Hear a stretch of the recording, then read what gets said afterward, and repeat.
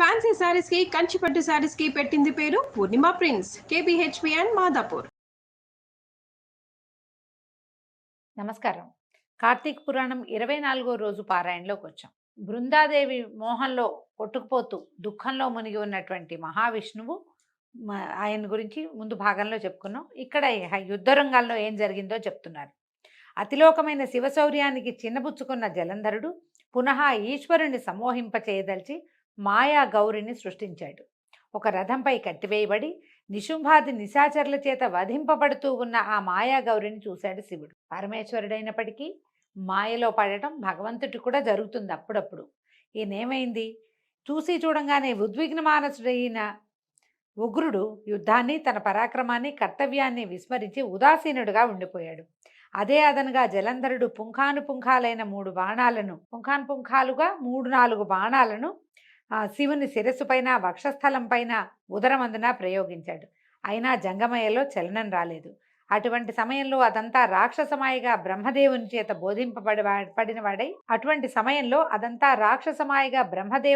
బోధింపబడినవాడై కోలుకొనిన పరమేశ్వరుడు జ్వాలామాలాతి భీషణమైన రౌద్ర రూపాన్ని ధరించాడు.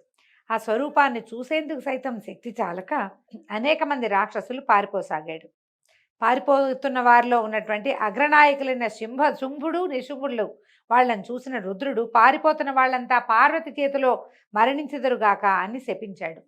మనం తర్వాత దేవి భాగవతంలో అమ్మవారు శుంభ నిశుంభుల్ని వధించింది నీల సరస్వతి స్వరూపంలో అని చెప్పుకుంటాం. ఆమె చేతిలో మరణిస్తారని రుద్రుడే ఈ యుద్ధంలో శపించాడని, కాలాంతరంలో వాళ్ళు అక్కడ మరణించారని దేవి భాగవతంలో చెప్పబడుతుంది. అయితే ఇదంతా గమనించినటువంటి జలంధరుడు బాణవర్షంతో అంధకారాన్ని కల్పించాడు, చీకటిగా చేసేసాడట. ఆ చీకటిని శివుడు తన తపోబలంతో చీకట్లను చీల్చివేశాడు. ఉడికిపోయిన జలంధరుడు పరిఘాయుధంతో పరుగున వచ్చి ఈశ్వరుని వాహనమైన ఎద్దును, నందీశ్వరుణ్ణి భయంకరంగా కొట్టాడు. ఆ దెబ్బకు నంది యుద్ధరంగం నుంచి పరుగు తీయసాగింది. దానిని మళ్లించడం సాంబశివుని కూడా సాధ్యం కాలేదు. ఎక్కడ లేని కోపం వచ్చిందట పరమేశ్వరుడికి. వెనువెంటనే సుదర్శన చక్రాయుధాన్ని ప్రయోగించాడు. భూమి ఆకాశాలను దహింపజేసే వేయగలిగేటువంటి వేగవంతమైన ఆ చక్రము చూపర్లను భయభ్రాంతులు చేస్తూ వెళ్ళి జలంధరుని తలని నరికి నేల మీద పడేసింది. అతని మొండెం నుంచి వెలువడినటువంటి మహాద్భుతమైన తేజస్సు ఈశ్వరునిలో లీనమైపోయింది. బ్రహ్మాది దేవతలందరూ సంతోషాంతరంగులు, అవనత శిరస్కులు అయ్యి ఆ చంద్రశేఖరణకు ప్రణమిల్లారు, స్తుతించారు, పరిపరి విధాలుగా కృతజ్ఞతలు చెప్పుకున్నారు. అనంతరము బృందామోహితుడై అడవులలో పడి అల్లాడిపోతున్న విష్ణువుని స్వస్థుని చేసే ఉపాయాన్ని కూడా అనుగ్రహించమని కోరగా అందుకు గాను పరాశక్తిని వేడుకోమని చెప్పి జయజయధానాల నడుమ సకలగణ సమేతుడై ఈశ్వరుడు కైలాసానికి వెళ్ళిపోయాడు. శివాజ్ఞ ప్రకారం దేవతలు మహామాయని ప్రార్థించడం మొదలుపెట్టారు. దేవతలు చేసిన మహామాయా స్తోత్రం అద్భుతమైనదటండి. అర్థం చెప్తున్నాను. ఈ మహామాయా స్తోత్రము అని గనక మనం సెర్చ్ చేసి వెతికి పట్టుకుని చదువుకోగలిగితే చాలా బాగుంటుందట. ఎక్కడా కూడా మనం తల్లకిందులయ్యే పరిస్థితి రాదు. అంటే ఒక్కొక్కసారి మనుషులం కదా, మనం రోజు మాయలోనే పడతాం, మనం ఉండేదే మాయలో. దాంట్లో నుంచి మనకి తర్వాత గతి ఏమిటి అనేది తెలుస్తుందట. దొరికిన వాళ్ళు ప్రయత్నం చేసుకోవచ్చు. సృష్టి స్థితి లయలకు కారణమైన సత్వరజస్తమో గుణాలు 3 దేని నుంచి పుట్టాయో ఆ దేవి యొక్క ఇచ్చ వలన లోకంలో జనన మరణాలు సంభవిస్తున్నాయో అటువంటి మూల ప్రకృతి మహామాయకి నమస్కరిస్తున్నాం. అంటే ఏ దేవి వల్ల ఇవన్నీ పుట్టి మళ్ళీ లీనమవుతుందో ఆ దేవికి నమస్కరిస్తున్నాము. ఏదైతే 23 భేదములతో చెప్పబడిన సమస్త లోకములను అధిష్ఠించినదో, వేదములలో సైతము దేని యొక్క రూపకర్మములు కీర్తింపబడుతున్నాయో అట్టి మూల ప్రకృతికి నమస్కరిస్తున్నాము.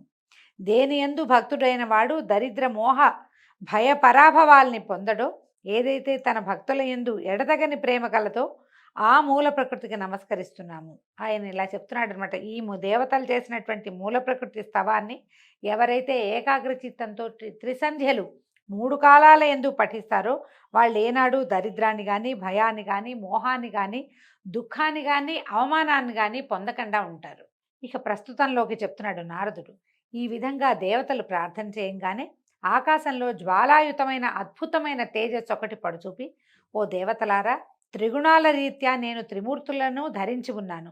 రజోగుణం వల్ల లక్ష్మిగాను, తమోగుణం వల్ల సరస్వతిగాను, సత్వగుణం వల్ల లక్ష్మిగాను, రజోగుణం వల్ల లక్ష్మిగాను, తమోగుణం వల్ల పార్వతిగాను, విలసిల్లుతున్నది నేనే కాబట్టి మీ వాంఛా పరిపూర్తికై ఆ లక్ష్మీ పార్వతీ సరస్వతుల్ని ఆశ్రయింపుడని ఆదేశించి అంతర్ధానమైపోయిందట మహామాయ. దేవతలు ఉమారమా సరస్వతుల చెంతకు వెళ్ళి తమ మనోగతాన్ని వెల్లడించారు. భక్తవత్సలుడైన ఆ తల్లులు ముగ్గురు వారికి కొన్ని బీజాలనిచ్చి విష్ణువు ఎక్కడైతే మోహావృతుడై ఉన్నాడో అక్కడి బీజాల్ని చల్లమన్నారు. గింజలు ఇచ్చారట.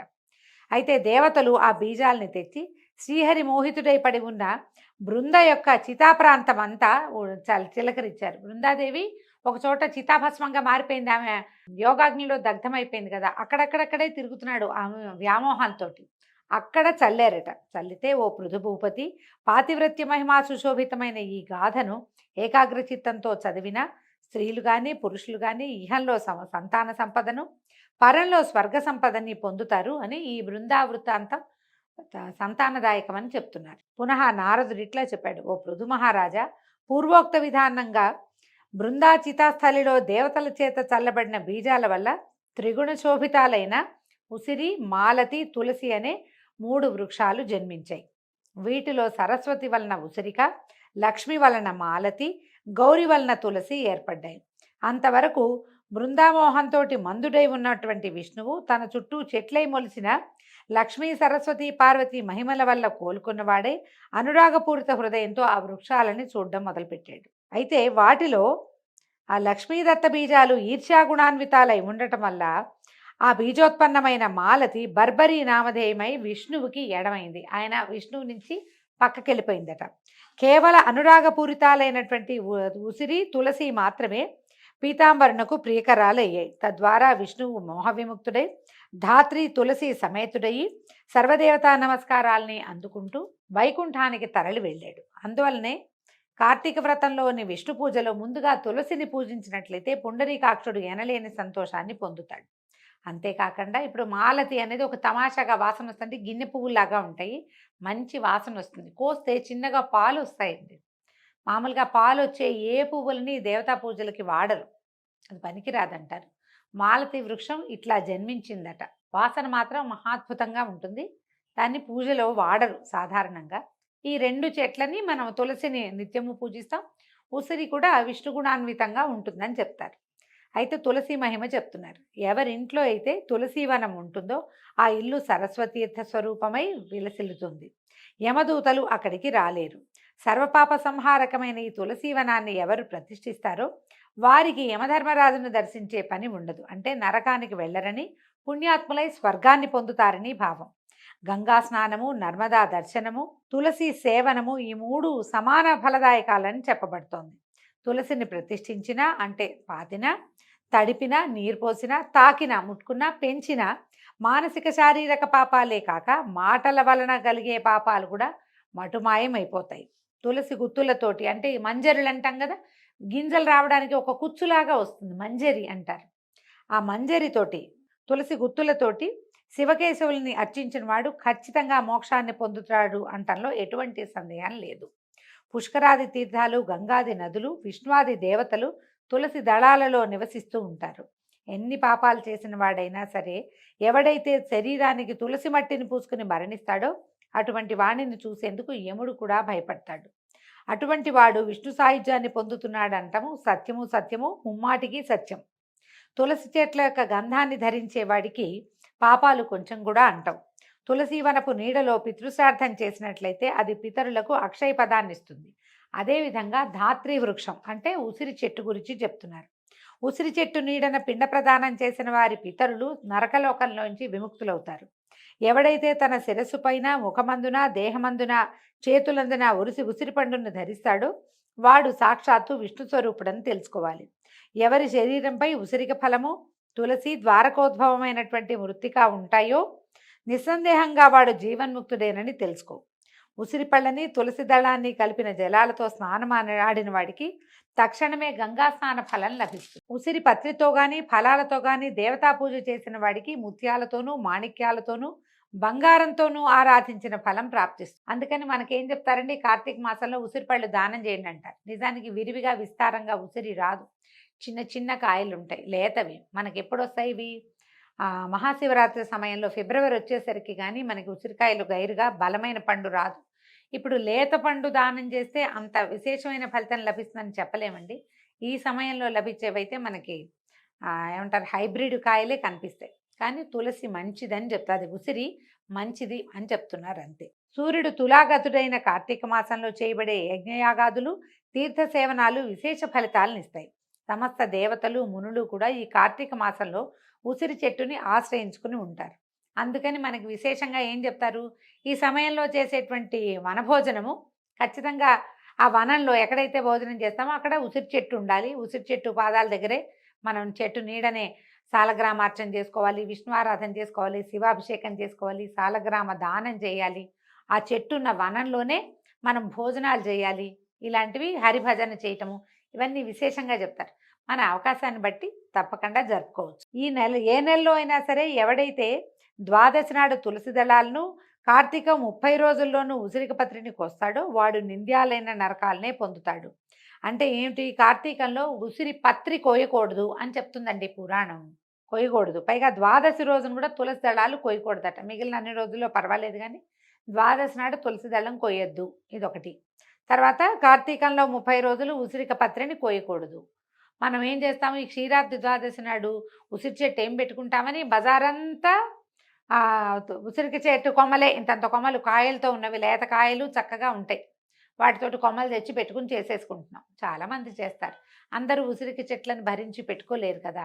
మనం ఈ పాపమే చేస్తున్నామండి, ఇది తప్పని చెప్తోంది పురాణము.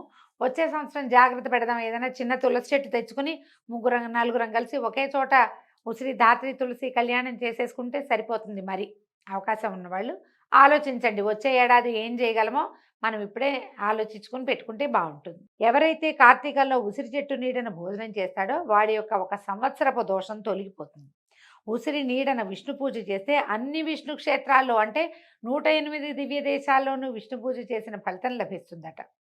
శ్రీహరి లీలల్ని, మహిమల్ని చెప్పడానికి ఏ ఒక్కరికి కూడా ఎలాగైతే సాధ్యం కాదో అలాగే ఈ తులసి ధాత్రి వృక్షాల మహిమల్ని చెప్పడం కూడా చతుర్ముఖుడైన బ్రహ్మకు కానీ సహస్రముఖుడైన శేషుని కానీ సాధ్యం కాదు. ఎవరైతే ఈ ధాత్రి తులసి జననగాథని ఎవరు వింటున్నారో వినిపిస్తున్నారో వాళ్ళు కూడా తమ పాపాలని పోగొట్టుకున్న వారే తమ పూర్వులను కూడి శ్రేష్టమైన విమానంలో స్వర్గాన్ని పొందుతున్నారు. దీంతో 24వ రోజు పారాయణ పూర్తయిందండి. ఈరోజు కార్తీక సోమవారం, ఆఖరి సోమవారం కాబట్టి దీపారాధన చేసుకునే వాళ్ళు, దీపదానం చేసేవాళ్ళు, ఉపవాసం ఉండదలుచుకున్న వాళ్ళు, దేవాలయంలో దీపాలు పెట్టదలుచుకున్న వాళ్ళు ఎవరైనా సరే ఈ ఆఖరి సోమవారాన్ని సుసంపన్నం చేసుకోండి.